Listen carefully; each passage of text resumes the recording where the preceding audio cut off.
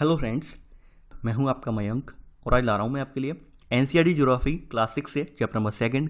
यहाँ आज हम लोग जो है ग्लोब पर अक्षांश और देशांतर का अध्ययन करेंगे, जानेंगे इनका हमारे दैनिक जीवन में क्या महत्व है, ठीक है, इन्हें मानने का क्या रीज़न है।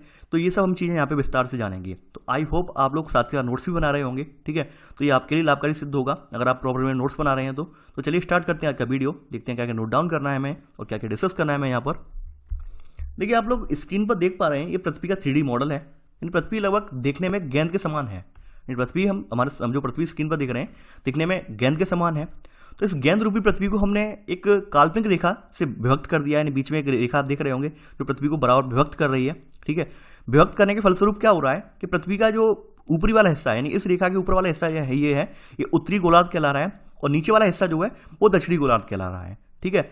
अब थोड़ी सी बात कर लें, यानी उत्तरी गोलार्ध की दक्षिणी गोलार्ध की हम बात कर लें। देखिए, उत्तरी गोलार्ध में बिल्कुल एग्जैक्ट ऊपर हम यहाँ पे जाएंगे, यानी कि हमने यहाँ से लेकर एक यहाँ तक, देखिए यहाँ पे एक एरोसा निकल के आ रहा है, यहाँ से लेके यहाँ तक हमने सीधा सीधा इसमें एक छेद करके एक छड़ी डाल दी इसके अंदर। एक इमेजिन करते हैं हम, यानी इसके अंदर हमने बीचों बीच में बॉल के बीच में छेद करके यहाँ से यहाँ तक हमने एक छड़ी डाल दी। तो ये क्या होगा, ये वाला हिस्सा क्या कहलाएगा, फिर ये वाला कहलाएगा उत्तरी ध्रुव कहलाएगा और फिर ये वाला कहलाएगा दक्षिणी ध्रुव। यानी यहाँ पर छड़ी निकल रही है उसे दक्षिणी ध्रुव कहेंगे, ठीक है। और ये जो छड़ी है, यानी कि यहाँ पे छड़ी जो निकल रही है, इस पर पृथ्वी जो घूर्णन करेगी, ये हिस्सा जो कहलाएगा यहाँ पर, ये कहलाएगा अक्ष कहलाएगा, ठीक है। तो ये पृथ्वी की इस प्रकार संरचनाएं हैं। तो यहाँ पर हमने काल्पनिक रूप से मान लिया, पृथ्वी को हमने दो भागों में काल्पनिक रूप से डिवाइड कर लिया। देखिए, काल्पनिक रूप से डिवाइड करने का रीजन ये है, पहले के समय में हमें किसी भी स्थान का पता लगाने में, किसी स्थान की एग्जैक्ट लोकेशन पता लगाने में बड़ी दिक्कत होती थी। तो तमाम जो आपके भूगोलविद वगैरह हैं, भूगोलवेत्ता वगैरह हैं, तमाम वैज्ञानिक वगैरह हैं, इन लोगों ने अनुसंधान करके ये तरकीब एक ईजाद की कि इसके जरिए हम किसी भी व्यक्ति की एग्जैक्ट लोकेशन पता कर सकते हैं कि भाई वो कहाँ स्थित है, पृथ्वी पर किस जगह स्थित है। तो इसके लिए अक्षांश बनाए गए, ठीक है। अक्षांश यानी कि जो आप ये रेखा देख रहे हैं जो इसे डिवाइड कर रही है, इसे 0 डिग्री अक्षांश कहते हैं, ठीक है। इसके ऊपर में जाएंगे तो 90 अक्षांश बने हुए हैं प्रत्येक एक डिग्री के अंतराल पर। नीचे जाएंगे तो नीचे भी जो है 90 अक्षांश बने हुए हैं 1 डिग्री के अंतराल पर, ठीक है। तो अब स्टार्ट करते हैं हम अपना चैप्टर। हमने एक जनरल ओवरव्यू ले लिया, इन पृथ्वी है कैसी, पृथ्वी दिखने में कैसी है, पृथ्वी का कौन कौन सा छोर क्या कह रहा है। अब हम यहाँ पर आगे बढ़ते हैं इसी क्रम में, ठीक है।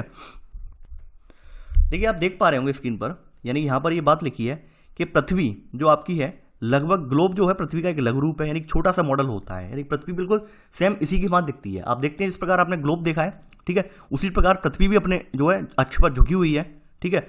तो ग्लोब एक छोटा प्रतिरूप है किसका, पृथ्वी का। तो देखिए, ग्लोब पर आप देख पा रहे होंगे, यहाँ पर मैंने बताया था कि यानी पृथ्वी को हमने दो भागों में डिवाइड कर दिया यहाँ से विषुवत रेखा के माध्यम से, ठीक है। तो डिवाइड करने पर ये वाला हिस्सा है उत्तरी गोलार्ध बन गया, ये वाला हिस्सा, ठीक है, और ये वाला हिस्सा जो है दक्षिणी गोलार्ध बन गया। अब देखिए, इसके ऊपर एकदम बीचों बीच में आप देख रहे होंगे सुई सी ये चल रही है, ये सुई, ये और ये।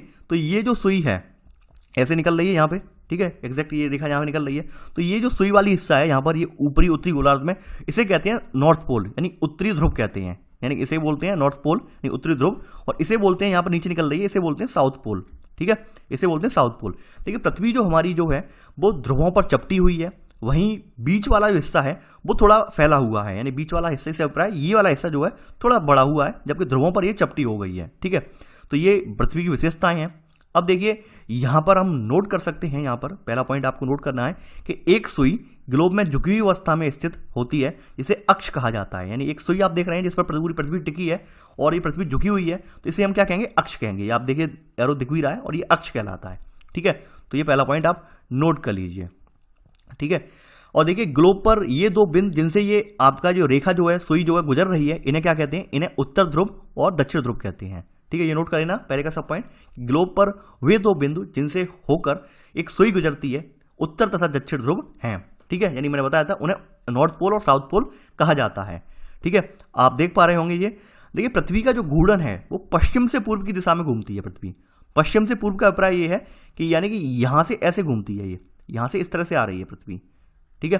यानी इस तरह से पृथ्वी आती चली जा रही है, यानी कि यहाँ पृथ्वी है, यानी कि ये वाला मैं आपको दिखा रहा हूँ फिर से, मैं जो आपके 3D में जो पृथ्वी की वो दिखा रहा हूँ आपको। तो देखिए, पृथ्वी का घूर्णन जो पश्चिम से पूर्व है, इस तरह से घूर्णन है, यानी ये इस तरह से घूमती है पृथ्वी, ना कि इस तरह से, ठीक है। पूर्व से पश्चिम नहीं घूमती है, इस तरह से घूमती है, यानी पश्चिम से पूर्व की दिशा की ओर जा रही है, ये इस तरह से घूमती है, ठीक है। अब देखिए, यहाँ पे अगली जो बात हम जानेंगे, यानी ये तो मैंने बता दिया कि पृथ्वी का घूर्णन जो पश्चिम यानी कि पश्चिम से पूर्व की ओर है। तो आप ये लिख लेना सेकंड पॉइंट कि पृथ्वी कि जो है पृथ्वी का जो घूर्णन है, यानी कि पृथ्वी जो घूमती है वो पश्चिम से पूर्व की ओर घूमती है। ठीक है, देखिए यहाँ पर जो पृथ्वी की तुलना की जा रही है ग्लोब के संदर्भ में की जा रही है। ग्लोब के संदर्भ में इसलिए की जा रही है क्योंकि ग्लोब आसान होता है कक्षा वगैरह में लाना। आपके पास अगर ग्लोब हो तो ग्लोब अपने पास रख के बैठे, आराम से आप समझ पाएंगे ग्लोब पर। ठीक है, तो यहाँ पर ग्लोब की संज्ञा दे दी गई है पृथ्वी को। ठीक है, तो कंफ्यूज नहीं होना है, मेरे पास ग्लोब नहीं है, मैं आपको डिजिटल माध्यम से पढ़ा रहा हूँ, लेकिन मैं आपको समझाते जा रहा हूँ यहाँ पे। ठीक है, तो यहाँ पे बार बार वर्ड ग्लोब यूज होगा तो आप ये कंफ्यूजन ना हो जाए कि सर आप पृथ्वी की जगह ग्लोब लिखवा रहे हैं। ठीक है, हमने एक यहाँ पे मान लिया है, ठीक है, कि ग्लोब बिल्कुल उसका मॉडल है पृथ्वी का। ठीक है, तो यहाँ अगला पॉइंट यही नोट कर लेना कि पृथ्वी पश्चिम से पूर्व की ओर घूमती है। पृथ्वी जो है वो पश्चिम से पूर्व की ओर घूमती है। तो ये आपने सेकंड पॉइंट आपने नोट कर लिया है। आगे बढ़ते हैं इसी क्रम में भाई। अब देखिए यहाँ पर एक काल्पनिक रेखा है जो पृथ्वी को दो भागों में विभक्त करती है, जो मैंने अभी दिखाई थी आपको, जो आपको 3D मॉडल में दिखाई थी। इसे 0 डिग्री अक्षांश बोलते हैं। ठीक है, थर्ड पॉइंट यहाँ नोट करेंगे, एक काल्पनिक रेखा पृथ्वी को दो बराबर, यानी ग्लोब की जगह पृथ्वी लिख लेना, पृथ्वी को दो बराबर भागों में बांटती है। ठीक है, इसे विषुवत वृत्त कहा जाता है। इसे क्या कहते हैं? इसे विषुवत वृत्त कहते हैं। तो इसके ऊपर उत्तर वाला हिस्सा है, यानी कि इसके ऊपर वाला हिस्सा क्या कहलाएगा? उत्तरी गोलार्ध, यानी पृथ्वी के उत्तर में स्थित आधे भाग को उत्तरी गोलार्ध और दक्षिण वाले भाग आधे भाग को यहाँ पर दक्षिणी गोलार्ध कहते हैं। इस प्रकार पृथ्वी जो है दो बराबर भागों में डिवाइड हो जाती है। ठीक है, अब देखिए यहां पर जो पृथ्वी को व्यक्त करने वाली रेखा होती है, ये वाली, ये कहलाती है 0 डिग्री अक्षांश। ठीक है, अब देखिए यहां पर इसके उत्तरी गोलार्ध में ऊपर तक जैसे जैसे बढ़ेंगे, यहां पर आप देखते जा रहे होंगे, तो यहां पर 90 आपकी जो है आपकी अक्षांश रेखाएं हैं। यानी कि यहाँ पर जो आपकी ऊपर जैसे जैसे बढ़ते जाएंगे तो कुल मिलाकर यहाँ पर आपकी जो 90 अक्षांश रेखाएं हैं उत्तरी गोलार्ध में, और ठीक नीचे दक्षिणी गोलार्ध में भी आपकी 90 अक्षांश रेखाएं हैं। अब देखिए अक्षांश रेखा होती क्या है? अक्षांश रेखा का मतलब ये होता है कि पृथ्वी के केंद्र से, पृथ्वी के केंद्र, हमने पृथ्वी का केंद्र मान लिया, यहाँ पर है पृथ्वी का केंद्र, पृथ्वी के केंद्र से हमने विषुवत रेखा को आधार मानकर खींची गई कोणीय दूरी को हम क्या कहते हैं? यहाँ पे क्या कहते हैं हम? इसे कहते हैं हम अक्षांश कहते हैं। यानी कि पृथ्वी के जो है पृथ्वी के केंद्र को, यानी पृथ्वी के केंद्र से विषुवत रेखा को आधार मानकर मापी गई कोणीय दूरी को अक्षांश कहते हैं। ठीक है, यानी कि हमने जो ऊपर और नीचे अक्षांश रेखाएं खींची हैं वो प्रत्येक 1 डिग्री के अंतराल पर अक्षांश रेखाएं हमने खींचती हैं, प्रत्येक 1 डिग्री के अंतराल पर। ठीक है, यानी हर अक्षांश रेखा जो है लगभग पूरी तरह समान है। ठीक है, पूरी तरह से अक्षांश रेखाओं की लंबाई, जो अक्षांश रेखाओं के बीच में गैप है, यानी कि एक अक्षांश रेखा से दूसरे अक्षांश रेखा के बीच जो गैपिंग आप देख रहे हैं, ये 1 डिग्री अक्षांश पर खींची गई रेखाएं हैं। ठीक है, सब 1 डिग्री अक्षांश पर खींची गई रेखाएं हैं, और यानी कि उत्तरी गोलार्ध में भी 90 रेखाएं और दक्षिणी गोलार्ध में भी 90 रेखाएं, जो ऐसे कुल मिलाकर आपकी जो रेखाएं हैं ये रेखाएं हो जाएंगी 181। यानी अक्षांश रेखाओं की पूरी संख्या क्या है? 181 है। नहीं, कंफ्यूज नहीं होना है, मैं बता रहा हूं। 90 ऊपर है उत्तरी गोलार्ध में, 90 दक्षिणी गोलार्ध में है। ठीक है, 0 डिग्री अक्षांश भी यहाँ पे काउंट होता है। तो 0 डिग्री अक्षांश, देखिए यहाँ पे 0 काउंट नहीं करना है, एक रेखा है पूरी, विषुवत रेखा को काउंट कर रहे हैं। तो ऐसे करके आपकी रेखाएं जो हो जाएंगी वो 181 यहाँ पर हो जाएंगी। ठीक है, तो यहाँ पर अगला पॉइंट यहाँ पे देखिए नोट कर लेना। देखिए ये जो बातें हैं एक्स्ट्रा वाली, अभी मैं लिखवा दूंगा आपके वीडियो देकर, यहाँ पे अगली स्लाइड में लिखवा दूंगा। तो यहाँ पे देखिए अगला पॉइंट आप नोट करेंगे, चौथा पॉइंट है आपका, यहाँ पर विषुवत वृत्त से ध्रुवों तक स्थित सभी समानांतर वृत्तों को अक्षांश रेखाएं कहा जाता है। ठीक है, इन्हें अंश में मापा जाता है। इन्हें किसमें मापा जाता है? इन्हें अंश में मापा जाता है। ठीक है, तो आपने ये चीजें नोट कर ली हैं। यहाँ पर आगे बढ़ते हैं। अब देखिए यहाँ पर अक्षांश रेखाओं के संदर्भ में जो भी फैक्ट है वो मैं लिखवा दे रहा हूं आपको अलग से, तो आप वो नोट डाउन कर लीजिए। देखिए अक्षांश होता क्या है? यानी अक्षांश क्या है? पृथ्वी के केंद्र से हमने विषुवत रेखा को आधार मानकर खींची गई जो कोणीय दूरी होती है वो अक्षांश कहलाती है। यानी पृथ्वी का केंद्र जो है, और पृथ्वी के केंद्र यानी कि पृथ्वी का ये वाला केंद्र है, यहाँ पर हमने मान लिया, और ये हमारी विषुवत रेखा है। इसको आधार मानकर हमने कोण की दूरी जो खींची है, यानी कि हमने एक अंश कोण की जो दूरी खींच ली है ऊपर, इसके ऊपर एग्जैक्ट ऊपर, तो वो क्या कहलाएगी? हमारी अक्षांश कहलाएगी। ठीक है, ये मतलब हुआ यहाँ पर विषुवत रेखा जो है 0 अक्षांश है, इसके ऊपर और नीचे यानी उत्तर या दक्षिण में प्रत्येक 1 डिग्री के अंतराल पर जो है अक्षांश रेखाएं खींची गई हैं। आप देख पा रहे होंगे, ऊपर भी 90 अक्षांश रेखाएं जा रही हैं और नीचे भी 90 अक्षांश, दक्षिण की गोलार्ध में भी 90 अक्षांश रेखाएं जा रही हैं। ठीक है, ये अक्षांश रेखाएं उत्तर या दक्षिण में प्रत्येक 1 डिग्री के अंतराल पर खींची गई हैं। ठीक है, उत्तरी गोलार्ध में कितनी है? 90 है। दक्षिणी गोलार्ध में कितनी है? 90 है। तो उत्तरी गोलार्ध, दक्षिणी गोलार्ध की रेखाएं और विषुवत रेखा को मिलाकर हमारी जो अक्षांश रेखाएं हैं, अक्षांश रेखाएं टोटल हैं वो 181 अक्षांश रेखाएं हैं। ठीक है, लिख लेना कि यहां पर जो आपकी अक्षांश रेखाएं कितनी है? ये 181 अक्षांश रेखाएं हैं। ठीक है, सबसे लंबी अक्षांश रेखा इनमें जो है वो 0 डिग्री है। सबसे छोटी अक्षांश रेखा कौन सी है? वो 90 डिग्री है। वो अभी मैं एक्सप्लेन करता हूं कैसे है।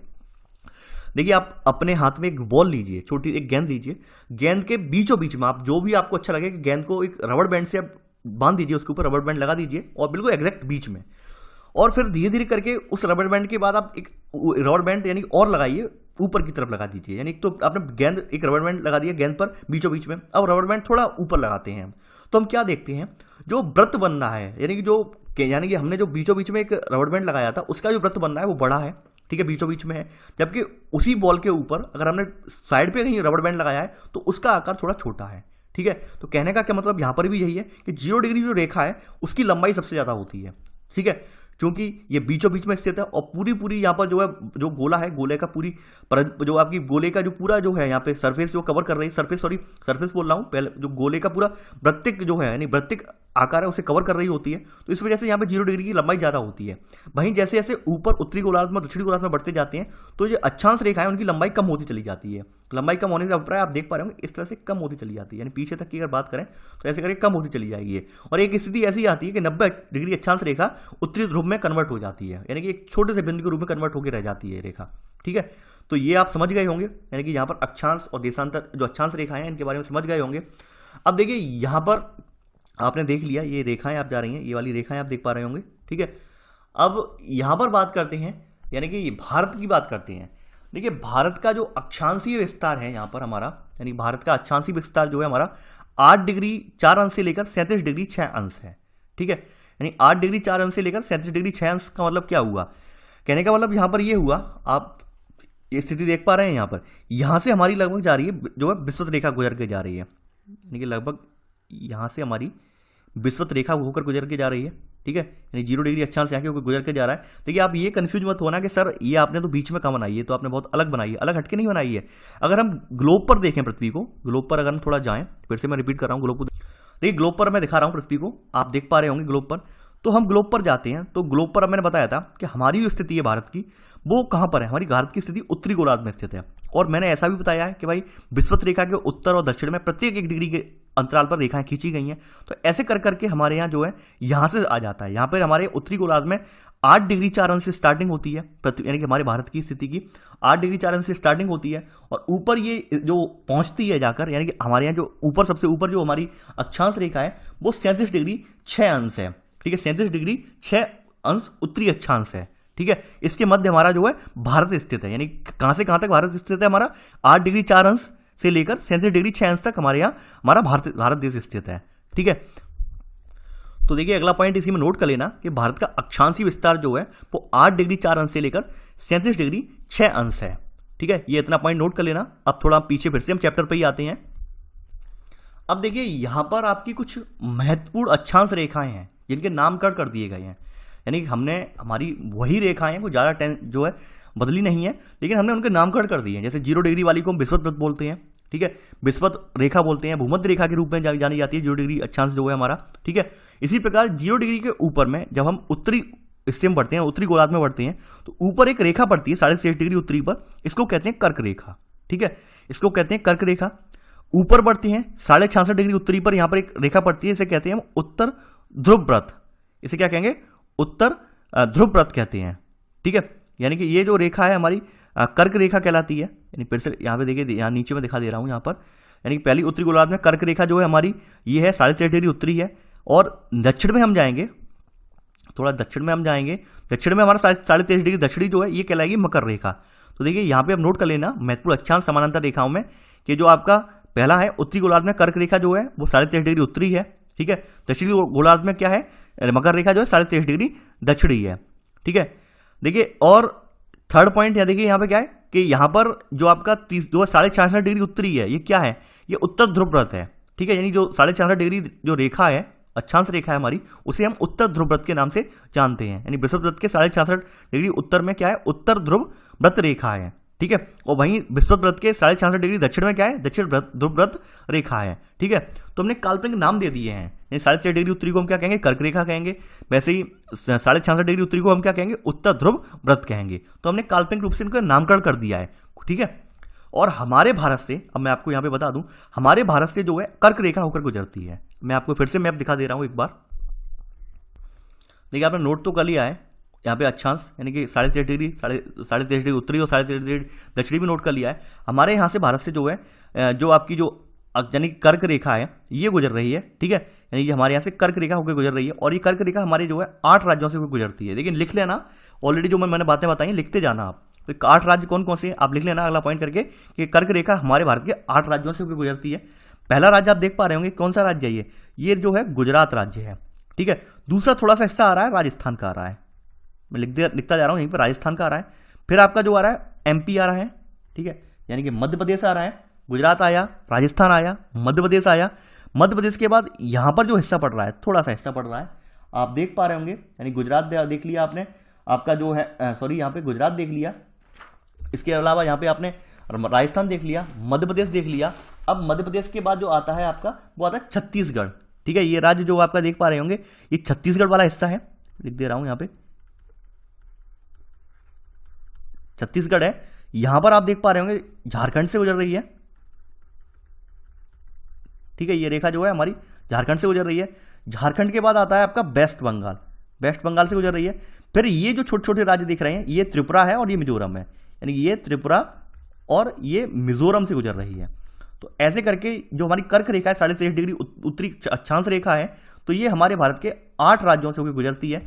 8 राज्यों के आप क्रम में नाम लिख लीजिए, मैंने मैप में समझा दिया है। पहले पे गुजरात, राजस्थान, एमपी, ठीक है, उसके बाद त्रिपुरा बोल गया मैं, एमपी, छत्तीसगढ़, झारखंड, वेस्ट बंगाल, त्रिपुरा और मिजोरम, ठीक है। अब देखिए यहां पर नोट करके कुछ फैक्ट लिखवा दे रहा हूं मैं आपको, नोट करके कुछ फैक्ट मैं आपको दिखा दे रहा हूं।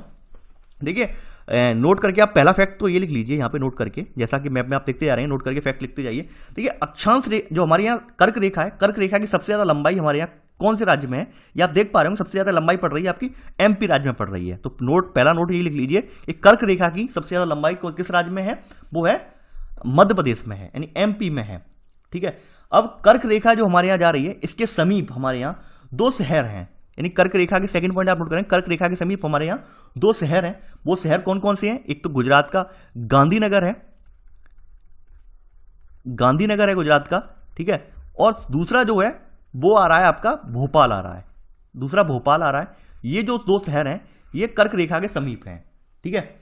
इसके अलावा जो झारखंड की राजधानी है, थर्ड पॉइंट, यानी झारखंड की राजधानी कौन सी है, रांची, ये भी कर्क रेखा के बिल्कुल समीप है, ठीक है, यानी ये बिल्कुल कर्क रेखा के, यानी कि ये जो बिल्कुल अक्षांश रेखा, यानी जो कर्क रेखा है इस पर ही है, यानी झारखंड की जो राजधानी है रांची वो कर्क रेखा पर स्थित है। आपसे ये पूछा जाता है, देखिए मैंने एक्स्ट्रा बातें बता दी हैं, ये पूछे जाते हैं अलग से प्रश्न कि भाई किस राज्य की राजधानी जो है वो कर्क रेखा पर स्थित है, तो आप बता देंगे झारखंड राज्य की राजधानी रांची जो है कर्क रेखा पर स्थित है, ठीक है। आपको 4 ऑप्शन दे दिए कि हमारी इनमें से कौन कौन से जो आपके नगर हैं वो कर्क रेखा के समीप स्थित हैं। अब आपको पता ही नहीं भाई नगरों की लोकेशन क्या है, तो आप बता देंगे गांधीनगर और भोपाल जो है कर्क रेखा के बिल्कुल समीप हैं, ठीक है। तो ये हमने कुछ एक्स्ट्रा फैक्ट थे वो आपको मैंने बता दिए कर्क रेखा से संबंधित, ठीक है, नोट करके आपने लिख भी लिए हैं। अब थोड़ा फिर से चैप्टर की तरफ लौटते हैं।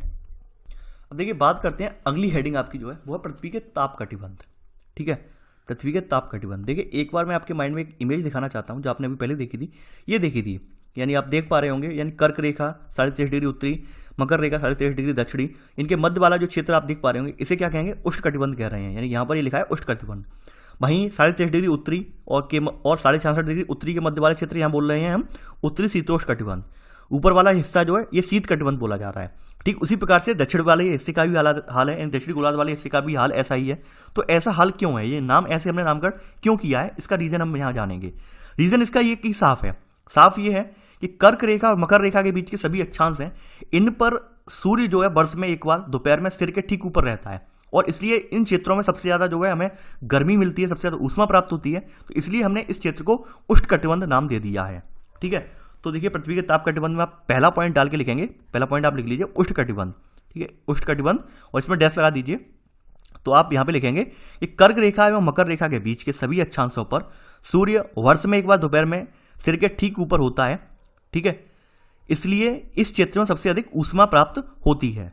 तो आप पहला पॉइंट आपका यही हो गया उष्णकटिबंध में। उष्णकटिबंध कितने से कितने तक है, 23.5 डिग्री उत्तरी से लेकर 23.5 डिग्री दक्षिण के मध्य वाला हिस्सा जो है वो क्या है, आपका उष्णकटिबंध वाला क्षेत्र है, यानी गर्म क्षेत्र है एक तरह से, ये बोल सकते हैं आप। ठीक है, आगे सेकंड पॉइंट यहां पे नोट करेंगे आप, ये है आपका शीतोष्ण कटिबंध। ठीक है, यानी उत्तरी शीतोष्ण कटिबंध। सेकंड पॉइंट आप नोट करेंगे यहां पे उत्तरी शीतोष्ण कटिबंध। ठीक है, यानी उत्तरी शीतोष्ण कटिबंध या शीतोष्ण कटिबंध के नाम से लिख लीजिए, केवल शीतोष्ण कटिबंध के नाम से लिख लीजिए केवल। सेकंड पॉइंट शीतोष्ण कटिबंध। इसमें क्या होता है कि कर्क रेखा और मकर रेखा के बाद जो बाद बाकी अक्षांश है उन पर सूर्य का प्रकाश सीधा सीधा नहीं पड़ पाता है, उन पर सूर्य की किरणें जो है तिरछी पड़ती हैं, ठीक है। इसलिए वहां पर जो है सर्दी होती है, हल्की सर्दी होती है। तो ऐसे क्षेत्रों को हम कहते हैं, यानी उत्तरी गोलार्ध में उत्तरी शीतोष्ण कटिबंध कहते हैं, वहीं दक्षिणी गोलार्ध में इन्हें दक्षिणी शीतोष्ण कटिबंध हम कहते हैं, ठीक है। तो यहां पर शीतोष्ण कटिबंध में आप लिखेंगे कि कर्क रेखा तथा मकर रेखा के बाद किसी भी अक्षांश पर दोपहर का सूर्य कभी भी सिर के ऊपर नहीं होता है, ठीक है। तो यहां पर नोट करेंगे, इसलिए इन्हें, ठीक है, सिर के ऊपर नहीं होता है, इसलिए इन्हें शीतोष्ण कटिबंध कहा जाता है, ठीक है, शीतोष्ण कटिबंध कहा जाता है। और शीतोष्ण कटिबंध कौन कौन से हैं, देखिए आप ये वाला चित्र बना लेना अपने सामने तो आपको याद रहेगा। शीतोष्ण कटिबंध कौन कौन से हैं, 23.5 डिग्री उत्तरी से लेकर 66.5 डिग्री उत्तरी, ये उत्तरी शीतोष्ण कटिबंध बोला जाएगा, ठीक है। तो ये हैं आपके उत्तरी शीतोष्ण कटिबंध है पहला इसमें, और दूसरा कौन सा है, दूसरा दक्षिणी शीतोष्ण कटिबंध है, ठीक है। तो ये शीतोष्ण कटिबंध है दो इसमें आपके, तो ये लिख लेना आप, ठीक है। अब बात करते हैं शीत कटिबंध की।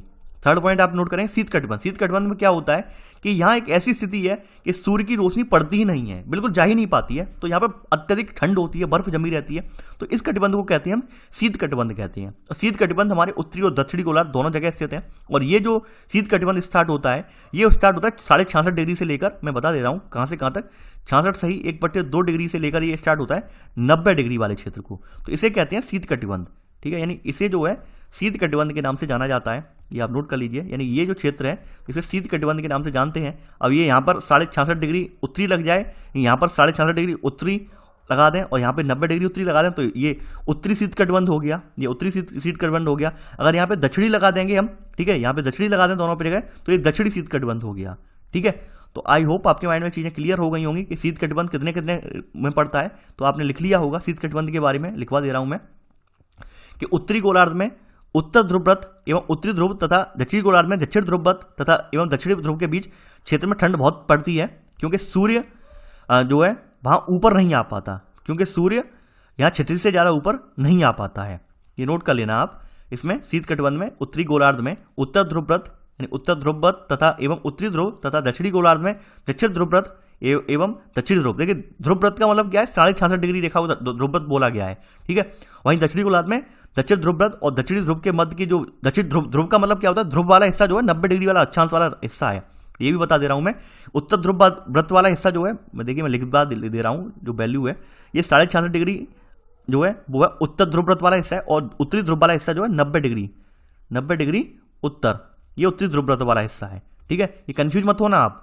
तो इनके मध्य में बिल्कुल जो है सूर्य ऊपर पहुंच ही नहीं पाता, इसलिए वहां पे बहुत ज्यादा ठंड पड़ती है, ठीक है। इसलिए इसे क्या कहते हैं, शीत कटिबंध कहते हैं, ठीक है। तो ये आपने थर्ड पॉइंट नोट कर लिया है। अब बात करते हैं, थोड़ा देशांतर पर आते हैं। देशांतर के बारे में बात करते हैं। अक्षांश पूरा देख लिया, अक्षांश किस प्रकार के होते हैं, अक्षांश में क्या क्या कटिबंध वगैरह हैं, वो सब चीजें हमने यहाँ पे विस्तार से देख ली हैं, विस्तारित रूप में देख ली हैं, ठीक है। अब बात करते हैं हम देशांतर। देशांतर क्या होता है, अब देखिए थोड़ा सा हम आपको पहले हम थोड़ा गूगल वाला 3D मैप दिखाते हैं, तो आपके माइंड में चीजें ज्यादा क्लियर हो जाएंगी, ठीक है। अब देखिए ये आपके सामने गूगल वाला 3D मैप है, आपके सामने आंखों के सामने देख पा रहे होंगे। अब ये क्या है, जैसे हमने पहला चैप्टर पढ़ा था, तो पहले चैप्टर हमने ये पढ़ा था कि पृथ्वी जो है, यहाँ पे सूर्य जो है स्थिर है और पृथ्वी सूर्य के चारों ओर परिक्रमा लगा रही है, ठीक है। हमने ये पढ़ा था, ये बात जानी थी कि पृथ्वी जो है सूर्य के चारों ओर परिक्रमा लगा रही है। अब देखिए फॉर एग्जांपल आप छोटा सा प्रैक्टिकल कीजिए, अगर आपको माइंड में फिर से समझ में नहीं आ रहा, छोटा सा प्रैक्टिकल कीजिए, बताता जा रहा हूँ प्रैक्टिकल क्या है। कि आप एक बॉल लीजिए, ठीक है, और सामने एक टॉर्च लीजिए, टॉर्च की रोशनी जलाइए, ठीक है। तो आप क्या देखेंगे कि जो बॉल है, बॉल का एक भाग ही प्रकाशमान हो पा रहा है, यानी पीछे वाला भाग यानी कि जैसे हमने आगे वाला भाग मान लीजिए, आगे वाले भाग पे रोशनी डाली तो केवल एक हिस्सा जो है, यानी पृथ्वी का लगभग आधा भाग वो है प्रकाशमान हुआ, उसके पीछे वाला हिस्सा है, बॉल के पीछे वाला हिस्सा जो है वो प्रकाशमान नहीं हुआ। अब देखिए यहाँ समस्या क्या है, समस्या यह है कि पृथ्वी केवल और केवल सूर्य का परिक्रमण नहीं लगा रही है, अपने अक्ष पर घूर्णन भी कर रही है, पश्चिम से पूर्व इस तरह से घूर्णन भी कर रही है। अब सूर्य तो स्थिर है, इस सूर्य की रोशनी यहां से इस प्रकार आ रही है, ये आप मेरा कर्सर पे ध्यान दीजिए, इस प्रकार आ रही है। तो सूर्य की रोशनी जैसे जैसे यहाँ पे आती जाएगी वैसे वैसे हमारे यहाँ सवेरा होता जाएगा, दिन ढलता जाएगा, दोपहर होती जाएगी, ये सब क्रियाएं जो है घटित होती जाएंगी। अब समस्या ये थी हम लोगों के सामने कि भाई किस देश को हम ये मानने कि भाई दिन कहाँ से स्टार्ट होगा। हमने मतलब सबसे बड़ी समस्या हमारे सामने यही थी कि भाई हम ये कहाँ से माने कि हमारा दिन कहाँ से स्टार्ट होगा। तो इसके लिए एक हमने जो है यहाँ पर आपका जो देशांतर रेखा हमने मान ली, यानी कि हमने एक देशांतर रेखा डिवाइड कर दी कि हमने यहाँ से आप देख पा रहे होंगे एक यहाँ पे देशांतर रेखा हमने डाल दी है, ठीक है। यानी कि हमने एक देशांतर रेखा जो है यहाँ पे हमने डाल दी यहाँ पे, जिसको हमने देखिए ये तो 180 डिग्री वाली है, पूर्वी और पश्चिमी दोनों एक ही जगह पर 180 डिग्री है। हमने एक मानक रेखा यानी मानक रेखा हमने जो है यहाँ पर डाल दी है, इस तरह से यहाँ पे एक मानक रेखा हमने डाल दी है जो कि लंदन के ग्रीनविच से होकर गुजरती है। यहाँ पे जहाँ पर हमने लंदन की वेधशाला स्थित है, ठीक है, तो यहाँ से होकर ये गुजरती है रेखा।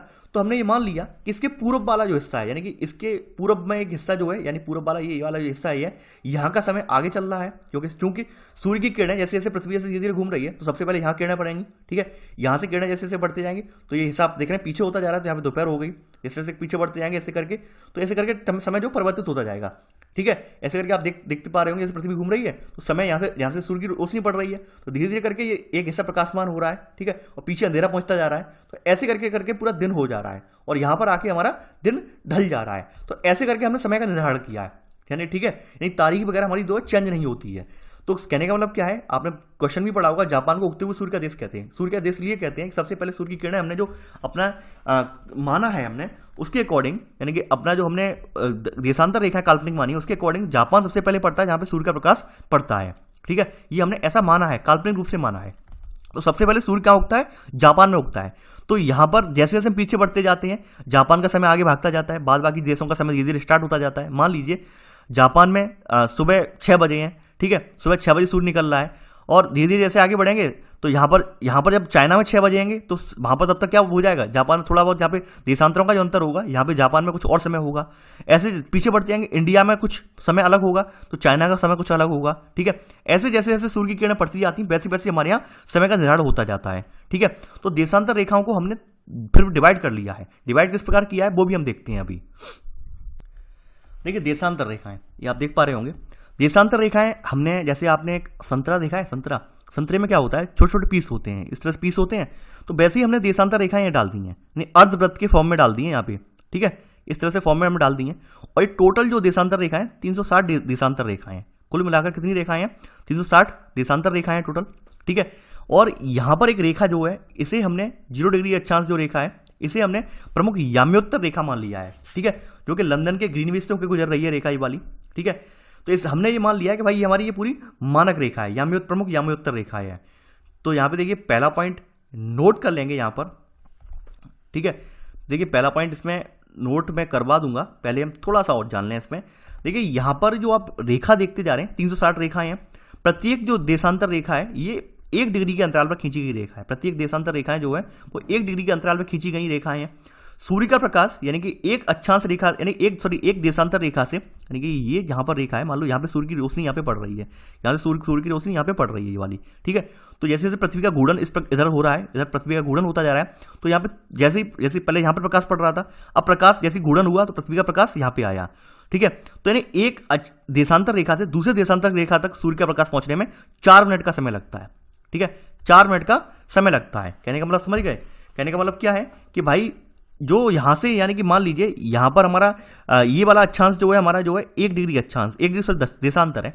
अब 1 डिग्री देशांतर से हमारे 10 डिग्री देशांतर तक सूर्य की किरणें पहुंचने में कितना समय लगेगा, यानी कितना समय लगेगा, 40 मिनट का समय लगेगा, 40 मिनट का समय लगेगा, क्योंकि एक जो देशांतर है वो 4 मिनट लेता है, ठीक है। यानी एक देशांतर की दूरी हमें जो सूर्य जो है एक देशांतर में रोशनी अपनी पहुंचाने में 4 मिनट का समय लेता है, ठीक है। ऐसे करके जो आपके बीच में 10 देशांतर पड़ रहे हैं तो कितने हो गई, यानी 40 मिनट हो गए यहाँ पर। तो ये हो गया देशांतर आपका, ठीक है। तो यहां पर आप नोट करेंगे, देखिए यहां पर नोट करेंगे पहला पॉइंट, देशांतर प्रत्येक अंश को मिनट में तथा मिनट को सेकंड में विभाजित किया, यानी कि इसमें लिखेंगे देशांतर के बारे में, ये अर्धवृत्त हैं तथा उनके बीच की दूरी ध्रुवों की तरफ बढ़ने पर घटती जाती है एवं ध्रुवों पर शून्य हो जाती है, ठीक है। यानी कि जो आपके देशांतर हैं, देशांतर क्या है, ये अर्धवृत्त हैं।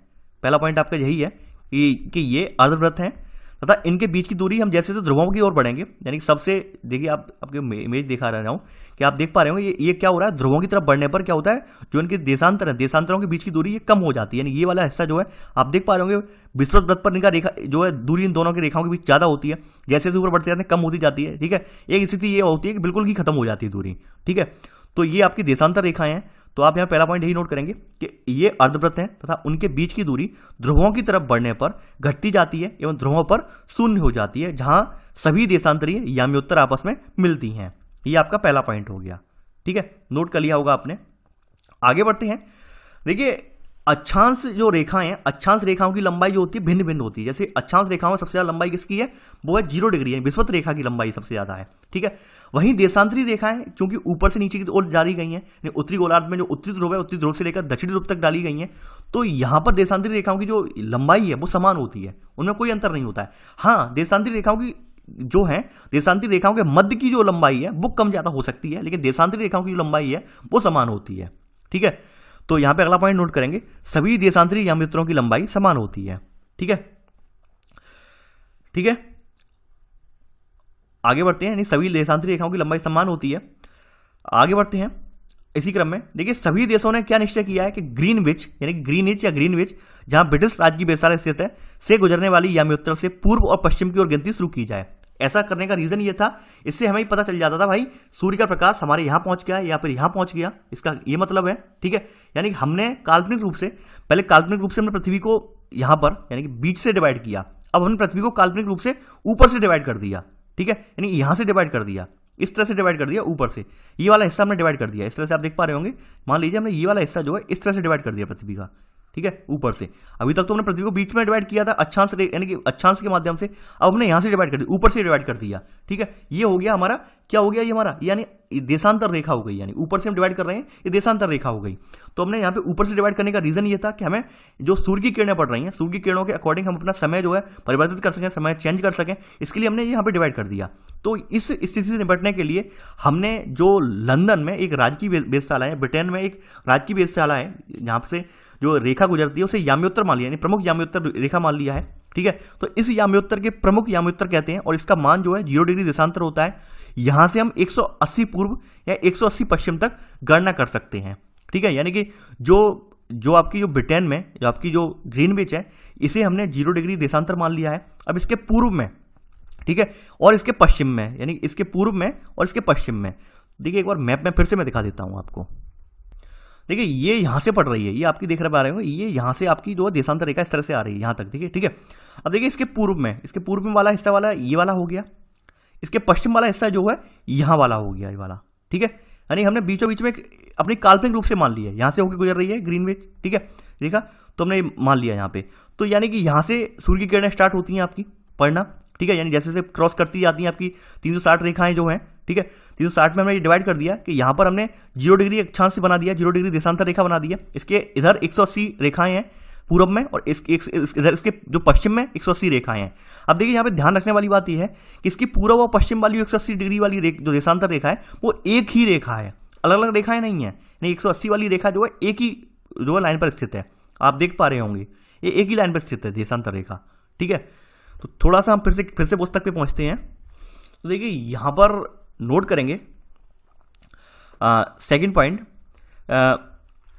यहां पर नोट करेंगे, सभी देशों ने निश्चय किया कि ग्रीनविच जहां ब्रिटिश राज की वेधशाला स्थित है से गुजरने वाली याम्योत्तर से पूर्व और पश्चिम की ओर गिनती शुरू की जाए। सेकंड पॉइंट आप ये नोट करेंगे।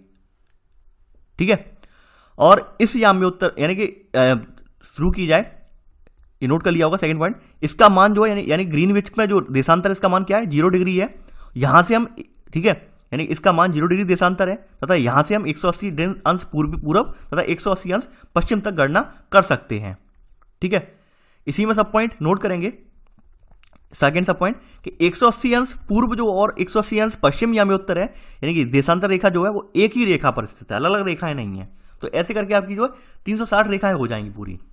ठीक है, यानी ये एक ही अक्ष पर स्थित है, तो ऐसे करके आपकी 360 रेखाएं हो जाएंगी इसमें।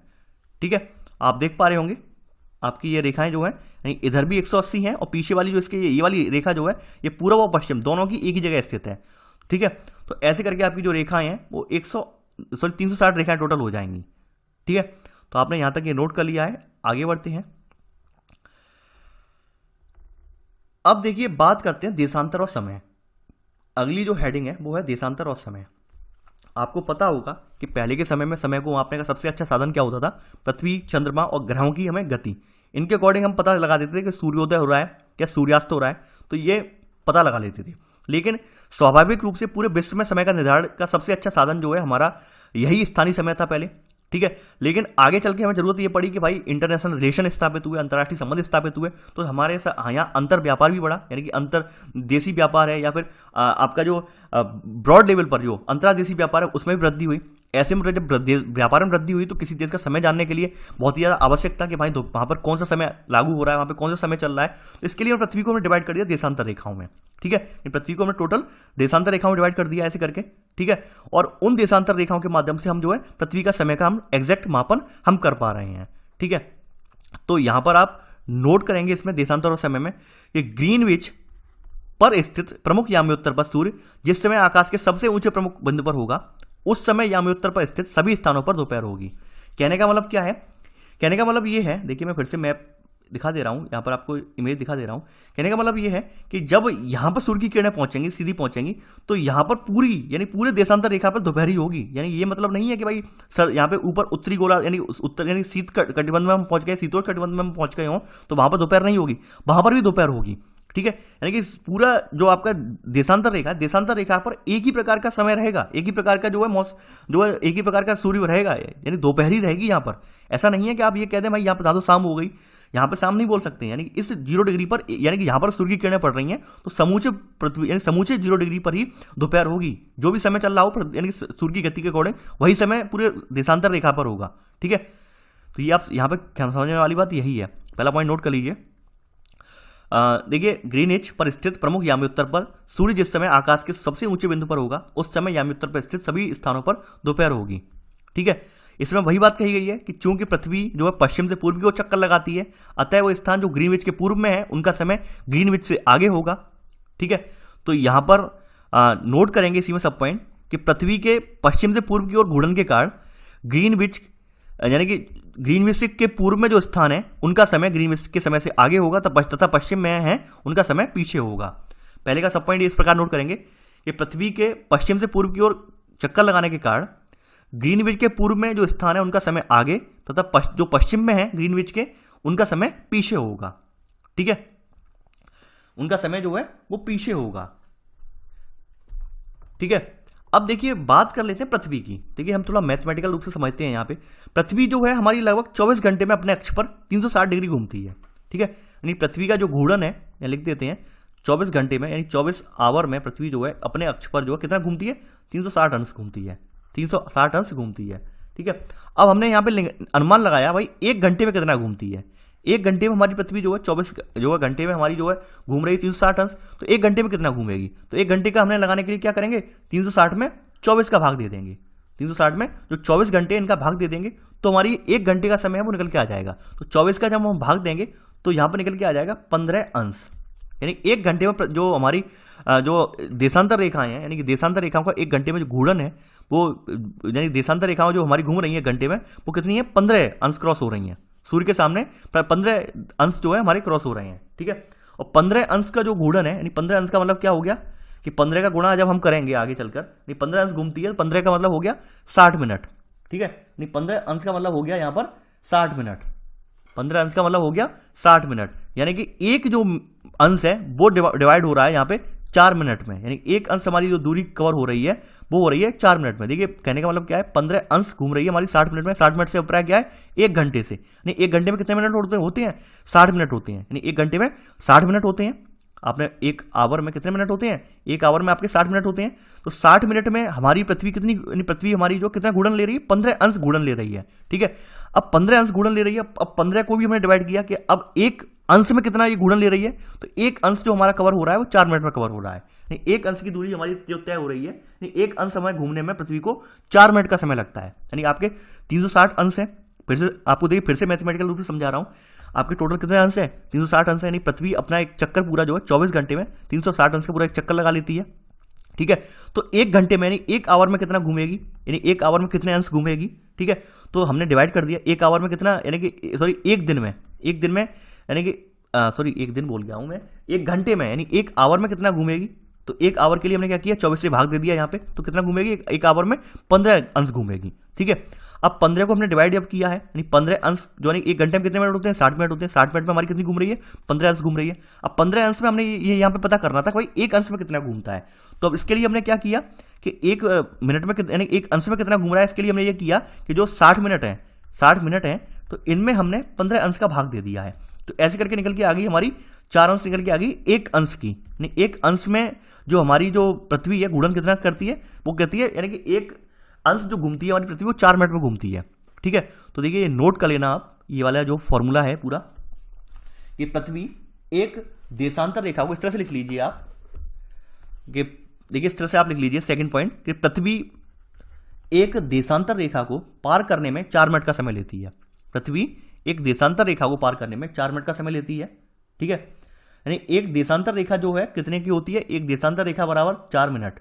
ठीक है, आप ये फॉर्मूला लिख लीजिए, फॉर्मूला फिर से बता दे रहा हूं कि 24 घंटे में इस तरह से लिख लीजिए, 24 घंटे पृथ्वी घूमेगी बराबर 360 अंश। आप लिख लीजिए 24 घंटे में पृथ्वी घूमेगी बराबर कितना घूमेगी, पृथ्वी घूमेगी 360 अंश। एक घंटे में इसी प्रकार एक घंटे में घूमेगी कितना, 360/24 बराबर 15 अंश, यानी एक घंटे में कितना घूम रही है, 15 अंश घूम रही है। ठीक है, और 15 अंश कितने में घूम रही है, यानी 15 अंश जो घूम रही है, यानी कि हमने घंटे को मिनट में डिवाइड कर दिया तो 15 अंश घूम रही है 60 मिनट में, 60 मिनट में 15 अंश घूम रही है। ठीक है, तो एक अंश जो हमारी घूम रहेगी, एक अंश पृथ्वी हमारी जो घूमेगी वो घूमेगी 4 मिनट में। ठीक है, एक अंश हमारा पृथ्वी का घूम रहा है वो कितने में घूम रहा है, वो घूम रहा है 4 मिनट में। ठीक है, तो ये आपने समझ लिया होगा गणित। ठीक है, अब बात करते हैं, थोड़ा सा हम यहाँ पे समझते हैं। अब जैसे मैंने बताया आपको, जैसे मैंने एक एग्जांपल आपको दिया था कि हमारा 0 डिग्री जो अक्षांश है, 0 डिग्री जो है याम्योत्तर जो है, देशांतरी जो याम्योत्तर जो है उसे देशांतर मान लिया गया, मानक देशांतर मान लिया गया है, यानी लंदन ग्रीनविच वाले का। अब मान लीजिए कि यहाँ के 180 डिग्री, यानी कि ये देखिए यहाँ से देखिए मैं अभिप्राय दिखा रहा हूँ आपको, थोड़ा सा हम मैप में फिर से जाते हैं। देखिए आपके सामने इमेज देख रहे होंगे आप, ये आपकी एनसीईआरटी की इमेज है। ये वाली रेखा आप जो देख रहे हैं वो 0 डिग्री है देशांतर। ठीक है, अब देखिए बात करते हैं यहाँ से। देखिए आप देख पा रहे हैं स्क्रीन पर, ये पृथ्वी का जो है 2D मॉडल है। आपने वो देखा था गोले के रूप में, 3D मॉडल था, ये 2D मॉडल है। तो आप यहाँ पर देख पा रहे होंगे ग्रीनविच रेखा है, इसमें लिखा है कि इसके पूर्व वाला हिस्सा, यानी कि ये जो हिस्सा है इसको हम पूर्व बोलते हैं। तो यहाँ पर समय जो है आगे चलता है और यहाँ पर समय जो है ये पीछे चलता है, यानी ये पश्चिम वाला हिस्सा है, यहाँ पर समय जो है वो पीछे चल रहा है और यहाँ पर समय आगे चल रहा है। ठीक है, तो देखिए यहाँ पर मानते हैं यहाँ पर 0 डिग्री है, और अभी हमने ये पढ़ा था कि 1 डिग्री सूर्य का यानी पृथ्वी पर 1 डिग्री घूमने में कितना समय लग रहा है, 4 मिनट का समय लग रहा है। पृथ्वी को 1 डिग्री घूमने में 4 मिनट का समय लग रहा है। अब यहाँ पर 180 डिग्री होता है, आपको ये पता है कि पूर्व में 180 डिग्री है और पश्चिम में भी 180 डिग्री है, यानी कि 180 का हम अगर मल्टीप्लाई 4 में करेंगे, 4 मिनट में करेंगे 180 का मल्टीप्लाई, 180 गुणा 4 क्या आया यहाँ पे, 720 आ जाएगा यहाँ पे आंसर। ठीक है, ये 720 मिनट आ जाएंगे निकल के। अब 720 मिनट को हम घंटे में कन्वर्ट करते हैं, 720 को घंटे में कन्वर्ट करने के क्या करेंगे, 60 का भाग देंगे इसमें, यानी एक घंटे में कितना होता है, 60 मिनट होते हैं, तो 60 का भाग दे रहे हैं हम इसमें। तो 60 का जब हम भाग देंगे यहाँ पर, ठीक है, तो वैल्यू जो आएगी आपकी वो 12 आ जाएगी, यानी 12 घंटे निकल के आ जाएंगे। 60 का जब हम भाग देंगे यहाँ पे, यानी कि तो ये निकल के आ जाएगा 720। ठीक है, यानी कि 60 को जब का भाग जब इसमें 720 में देंगे तो 12 घंटे निकल के आ जाएंगे। कहने का मतलब क्या है कि जब सूर्य का उदय हो रहा है, ये सूर्य का उदय जब हमारा हो रहा है, तो उस समय जो यहाँ पर 180 अंश पूर्वी जो देशांतर है, ये यहाँ पर जो है, यानी कि ये जो समय है इसके समय से 12 घंटे आगे होगा। मान लीजिए फॉर एग्जाम्पल यहाँ पर सुबह के 6 बजे हैं, यानी सूर्य का जब उदय हुआ 180 डिग्री देशांतर पर यहाँ के सुबह के 6 बजे हैं, यानी सुबह के 6 AM हो रहे हैं, 6 AM यहाँ पर हो रहे हैं। वहीं जो आपका ग्रीनविच है, तो ग्रीनविच पर आपके जो है 6 PM होंगे, यानी शाम का समय होगा। ठीक है, यानी यहाँ पर अगर सुबह होगी, यहाँ पर अगर मॉर्निंग हो रही है, यहाँ पे गुड मॉर्निंग यहाँ पे हो रही है, तो यहाँ पर गुड नून यानी कि यहाँ पर जो है गुड इवनिंग होगी आपकी। कहने का मतलब समझ गए होंगे अब आप लोग। ये अंतर इसीलिए होता है जैसे जैसे घूर्णन होता जाएगा, यानी जैसे जैसे पृथ्वी पर घूर्णन पृथ्वी करती जाएगी सूर्य के सामने, वैसे वैसे समय परिवर्तित होता चला जाएगा। ठीक है, तो आपने समझ लिया होगा मैप के माध्यम से कि किस प्रकार है। फिर से रिपीट कर रहा हूं कि जैसे यहाँ पर 180 डिग्री पर जैसे हमारा सूर्य का उदय हुआ और वो मान लो समय वहां पे 6 बजे सूर्य का उदय हो रहा है यहाँ पे 180 डिग्री देशांतर पे, तो उस समय हमारे जो ग्रीनविच पर समय होगा वो समय होगा 12 घंटे पीछे। कहने का मतलब 12 घंटे पीछे, यानी 6 बजे सुबह के 6 बजे से 12 घंटे पीछे जाओगे तो क्या होगा, शाम के 6 बजे पहुंच जाओगे, यानी पिछले दिन के शाम के 6 बजे पहुंच जाओगे नहीं पहुंच जाओगे। ठीक है, तो ये समय पीछे होगा। वहीं अगर हम ग्रीनविच से बात कर लें, यानी कि जैसे जैसे बात कर लें ग्रीनविच, तो ग्रीनविच के पीछे वाले हिस्से में बढ़ते जाएं, यानी ये तो आगे वाला हिस्सा था, ये तो समय आगे चल रहा है, 12 घंटे आगे चल रहा है। भाई इसके पीछे वाले बात कर लें, तो पीछे अगर हम जाएंगे, यानी मान लीजिए यानी ग्रीनविच पे अभी जो है शाम के शाम के 6 बज रहे हैं, ठीक है, शाम के 6 बज रहे हैं। तो जैसे जैसे पीछे जैसे बढ़ते जाएंगे तो यहाँ पर 12 घंटे पीछे चलेगा, यानी 12 घंटे यहाँ पे पीछे चलेगा, 12 आवर पीछे चलेगा पश्चिमी वाले उस पर, और पश्चिमी वाले पे 6 जब बज रहे हैं यहाँ पर, यानी कि यहाँ पर 6 बज रहे हैं, तो यहाँ पर 6 AM हो जाएंगे, 6 AM हो जाएंगे। आपको एक रोचक तथ्य यही बता रहा हूँ मैं यहाँ पे कि पूर्वी और पश्चिमी जो देशांतर है हमारा, वो एक ही रेखा पर है। एक ही रेखा से अभिप्राय क्या है कि 24 घंटे की दूरी जब हम कवर कर लेंगे पूरी, तो अब ऐसी बात है यहाँ से सवेरा होना स्टार्ट हो जाएगा, ठीक है, ऑब्वियस सी बात है यहाँ से सवेरा होना स्टार्ट हो जाएगा, धीरे धीरे के सवेरा होता जाएगा, यहाँ पे रात ढली और सवेरा होना स्टार्ट हो गया, ठीक है, इसलिए एक ही जगह ये कर दिए गए हैं, ठीक है, पूर्वी और पश्चिमी के रूप में। तो चलिए यहाँ तो आपने ये सब चीज़ें अपने माइंड में देख ली, सेट कर ली, कैसे समय आगे बढ़ता है, कैसे समय पीछे चल रहा है, ये सब चीज़ें देख ली आपने, ठीक है। यानी कि हमने एक मान लिया है भाई, यहाँ से कोई एग्जैक्ट नहीं है, हमने एक इमेजिन कर लिया है कि भाई ये समय मानक समय है यहाँ का, ठीक है। यानी हमने पृथ्वी का 2D मॉडल बनाकर सिर्फ 2 भागों में विभक्त कर दिया, इस तरह से हमने 2 भागों में विभक्त कर दिया, और ये रेखा हमने मान ली भाई लंदन के यहाँ से ग्रीनविच से होकर गुजर रही है, इंग्लैंड के ब्रिटेन के ग्रीनविच से होकर गुजर रही है, ठीक है, ये मानक रेखा है हमारी, ठीक है। यानी हमने ये मान लिया कि 24 घंटे को 2 भागों में डिवाइड करने के लिए एक रेखा हमने डाल दी, ये वाला भाग 12 घंटे का हो गया और ये वाला भाग 12 घंटे हो गया सिंपल भाषा में, ठीक है। और ये बीचों बीच में एक रेखा हमने मान ली है, ठीक है, यानी कि ग्रीनविच के समय आगे, ये वाला समय जो आगे चल रहा है और ये वाला समय पीछे चल रहा है, ठीक है। तो ये हमने काल्पनिक रेखाएं हैं, इसमें कोई इसका महत्व जो नहीं है, ठीक है, यानी कि ये प्राकृतिक रूप से नहीं है, काल्पनिक रेखा हमने मान ली, सुविधा के लिए मान ली है, ठीक है। अब देखिए यहाँ पर एक क्वेश्चन पूछा जाता है यूपीएससी में, फॉर एग्जाम्पल पूछा ये जाता है, काफ़ी बार पूछा गया है, वो मैं बता रहा हूँ कि यानी कि आप दिन के 7 बजे हैं, यानी आपका इंटरव्यू चल रहा है वहाँ पे, यानी कि मान लो पैनल में इंटरव्यू चल रहा है, तो वहाँ आपसे पूछेगा कि भाई आज आपको शाम के 7 बजे यानी 7 PM को पर आपको जो है यहाँ पे अमेरिका में एक इंटरव्यू देना है, तो आप क्या दे पाएंगे। यानी कि आप मान लीजिए कि दिन के 10 बजे आप कहाँ पर इंटरव्यू दे रहे हैं, दिन के 10 बजे बैठकर आप दिल्ली में इंटरव्यू दे रहे हैं यूपीएससी हेडक्वार्टर में। अब वहाँ पे क्वेश्चन पूछा जाता है कि आप शाम के 7 बजे 7:05 यानी 7 बजे आपके शाम के 7 बजे क्या आप अमेरिका में इंटरव्यू दे पाएंगे। जी बिल्कुल दे पाएंगे इंटरव्यू। क्यों नहीं दे पाएंगे, क्योंकि अमेरिका में अभी तक यानी कि हमारा समय आगे चल रहा है, अमेरिका में अभी जो है वहाँ पर अभी सभी समय हुआ ही नहीं है वहाँ पर, यानी वहाँ पर समय जो है हमारा पीछे चल रहा है, यहाँ पे समय अभी पीछे चल रहा है, ठीक है, यानी यहाँ पर समय जो है पीछे चल रहा है और यहाँ पर समय हमारा आगे चल रहा है, तो हम आप आराम से दे पाएंगे जैसे जैसे हमारा समय जैसे आगे बढ़ता जाएगा। यानी कि कहने का मतलब क्या है, यानी कि हमारे यहाँ मान लो 10 बजे हैं, ठीक है, 10 AM हो रहे हैं, तो यहाँ पे पीछे जैसे जैसे हमारे बढ़ते जाएंगे, पीछे का समय जैसे बढ़ता जाएगा, तो यहाँ पर हमारे यहाँ समय कुछ और होगा, ठीक है। यानी यहाँ पर अगर हम काउंट कर लें, अगर हम काउंट लंबा, देखिए काउंट मैथमेटिकली काम इतना नहीं करेंगे काउंट, तो हम काउंट करेंगे तो यहाँ का समय पीछे चल रहा होगा, तो जैसे हम यहाँ जब तक हमारी फ्लाइट यहाँ पे पहुँचेगी तब तक हम आराम से अटेंड कर लेंगे शाम की मीटिंग, ठीक है। यानी हमारे यहाँ वैसे तो हमारे यहाँ से 10 बजे से लेकर 7 बजे में कितना समय लग रहा है, यहाँ पे समय हमारे इंडिया में कितना समय है, 7 घंटे का समय है, और यहाँ से यहाँ तक हमें पहुँचने में लगभग हमें डबल समय मिल जाएगा। तो ऐसे करके हमें क्या है शाम की मीटिंग यहाँ पे अटेंड कर पाएंगे। तो देखिए ये क्वेश्चन जो है व्यवहारिक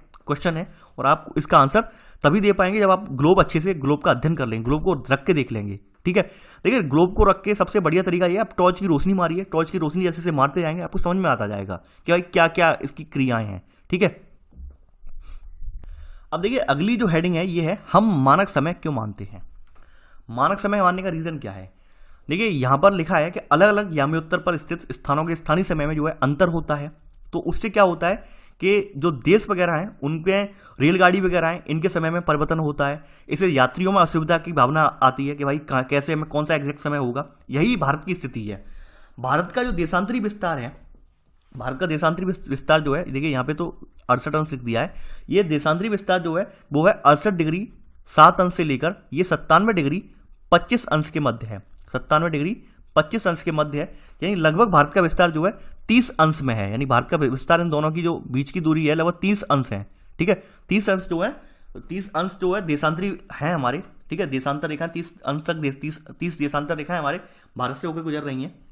अब देखिए हमारे यहाँ क्या होता है कि सूर्य का उदय यहाँ पर जो असम का डिब्रूगढ़ है, यानी डिब्रूगढ़ या फिर हमारा अरुणाचल प्रदेश वाला रीजन है, वहाँ पर उदय पहले हो जाता है। वहीं गुजरात वाले रीजन में उदय 2 घंटे बाद हो पा रहा है। रीज़न यही है कि 30 को अगर हम गुणा 4 में करेंगे, 30 का गुणा 4 में क्या करेंगे तो 120 मिनट निकल के आ जाएंगे। 120 मिनट का मतलब क्या हो गया 2 घंटे, यानी कहने का मतलब क्या है अरुणाचल में सूर्य का उदय पहले हो गया, ठीक है।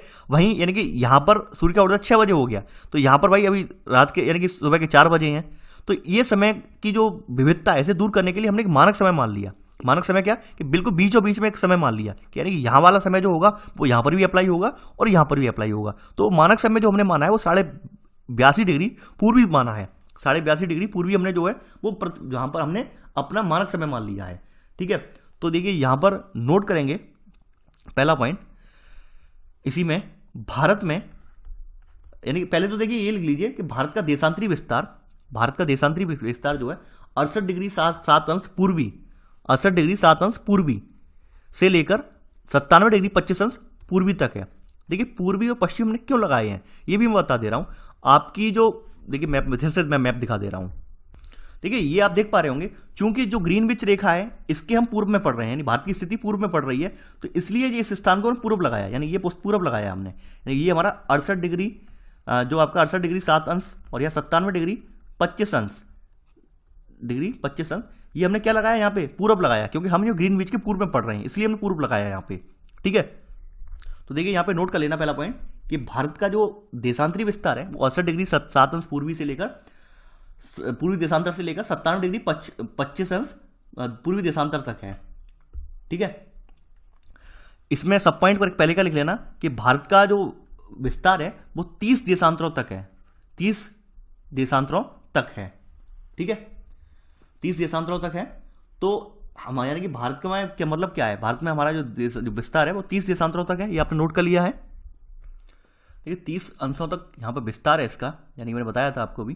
तो 30 अंश को अगर हम 4 मिनट से यहाँ पे गुणा करेंगे, ठीक है, 30 का गुणा हम 4 में करेंगे तो क्या पाएंगे हम 120 मिनट निकल के आ जाएंगे। कहने का मतलब यहाँ पर ये है कि मान लीजिए यहाँ पे 68 डिग्री 7 अंश यानी कि यहाँ पर जो गुजरात वाला जो रीजन है और जो 97 डिग्री 25 अंश यहाँ वाला रीजन है, यहाँ के मध्य का जो समय का डिफरेंस होगा वो 2 घंटे का डिफरेंस होगा। तो 2 घंटे के डिफरेंस को दूर करने के लिए, यानी कि अब दिक्कत ये थी भाई दोनों जगह के लिए अलग अलग टाइम जोन बनाए जाए, तो इससे बेटर ये था भाई एक मानक समय मान लिया आपने, जो कि यहाँ का समय और यहाँ के समय दोनों के समय को सेटिस्फाई कर रहा है, यानी बीच का समय हमने निकाल लिया। तो ये बीच का समय जो हमने भारत में माना है वो 82.5 डिग्री पूर्वी देशांतर पर हमने निकाला है। ठीक है, अब आपके माइंड में क्लियर हो गया होगा। तो यहाँ पर नोट करेंगे अब आप पहला पॉइंट कि भारत में 82 डिग्री पूर्वी यानी 82.5 डिग्री पूर्वी को मानक याम्योत्तर माना गया है। ठीक है, इस याम्योत्तर के स्थानीय समय को पूरे देश का मानक समय माना जाता है। ठीक है, अब देखिए जो आपकी याम्योत्तर रेखा है ये आपके 5 राज्यों से होकर गुजरती है, यानी कि 5 स्टेट से होकर गुजरती है। ठीक है, जो आपकी जो भारत में याम्योत्तर रेखा है ये 82.5 डिग्री ये 5 स्टेट से होकर गुजरती है। अब इन 5 स्टेट के नाम कौन कौन से हैं मैं बता दे रहा हूं आपको। पहला नाम आता है यूपी का, सेकंड आता है आपका एमपी का यानी मध्य प्रदेश का, थर्ड जो नाम आता है वो आता है छत्तीसगढ़ का, लिख दे रहा हूं मैं आपका।